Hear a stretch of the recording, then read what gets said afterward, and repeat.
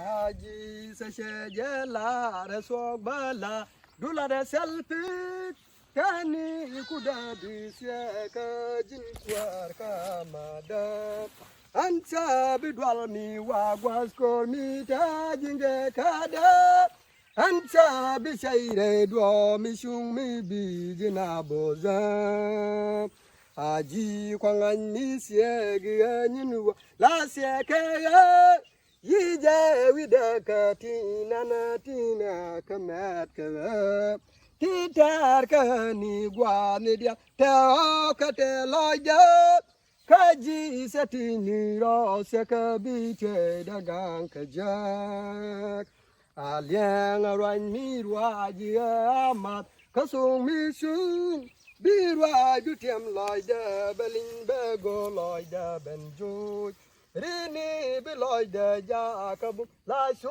mi rei loide Rini ga jang ni ga ka ling jin ji se yen loide Aji se che je la re so ke nei tu gor ke je Ara mi le la de ni xiang be goi de nyua ke Aji se che je la re so ba la du la de selfie Muja kapot baji ben gwajin kwar kamada.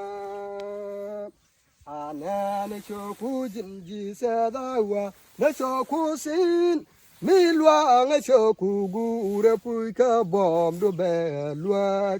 Jinbo diga ka shaliga ka lwagiga ni syang. Laniga la lur shendu ninyal jin kwar kamada. Laniga la lu shendu ni nyal jin kwar kamada.